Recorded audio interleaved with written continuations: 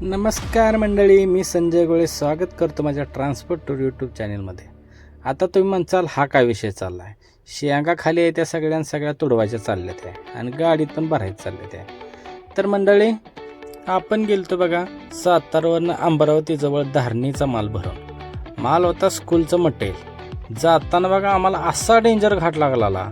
त्या घाटामध्ये असं वाटत होतं कधी वाघोबा कधी मध्ये येतोय. तसं आमचं थोडक्यात गुरु म्हणता येतील त्यांना, सस्ते ते पुढं घातलं होतं. त्यांना म्हणलं तुम्ही पुढं चला, आम्ही तुमच्या मागं चालतो. कारण जरा वेळेस कळतं माणूस आहे, रस्त्याचा अनुभव असतो त्यांना. आपण त्यांच्या मागं. रस्ता तुम्ही बघताय किती छोटा रस्ता आहे. एक जरी पुढनं गाडी आडवी आली तर दुसरी गाडी रस्त्यावर बसत नाही. आणि पूर्ण घाट सेक्शन आहे. 25 किलोमीटर घाट चढायचा आहे, 25 किलोमीटर घाट उतरायचा आहे. लई डेंजर काम आहे. तरी पण एकदा गेलो होतो त्यामुळे माल तर खाली करावा लागणार आम्हाला. माल एकदाशी आम्ही बघा खाली केला. माल खाली करून आपण निघालो शेंगा भरायला. शेंगा भरायला आल्यानंतर शेंगाच्या गोडाऊनमध्ये शेंगा पायाखाली का माणसं शेंगाच्या वर हेच कळत नव्हतं आम्हाला. पण जाऊ द्या म्हणलं, आपली गाडी भरायला चालली ना, जाऊ द्या विषय क्लोज. अहो इकडं शेंगाचं मुगाचं प्रमाण लई जास्त. मुगाच्या गाड्या लोडत होत्या, शेंगाच्या गाड्या लोडत होत्या. मार्केट लई खतरनाक आहे. आम्हाला वाटत नव्हतं एवढ्या डोंगरात एवढं उत्पादन होत असेल.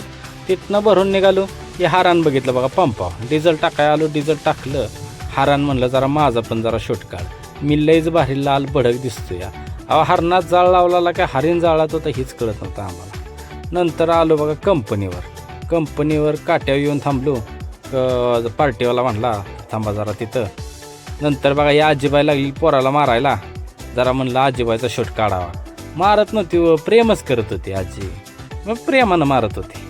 काय असेल त्यांचं रिलेशन म्हणलं आपण बघत बसावं.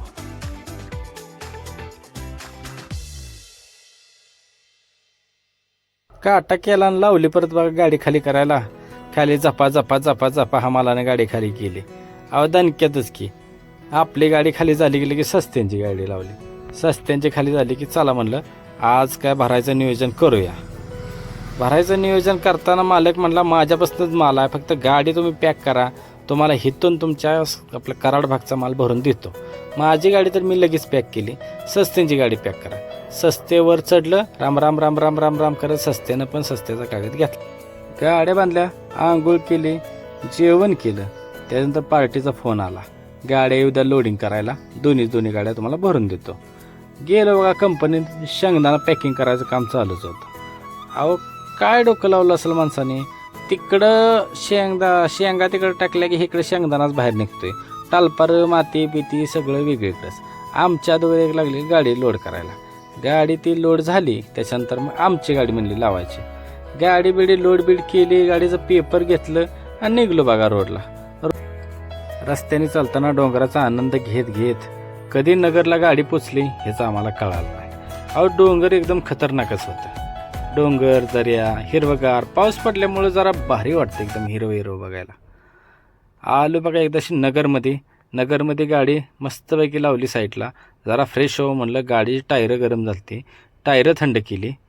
मग त्याच्यानंतर निघूया म्हणलं. चला आजच्या पुरतं एवढंच बास.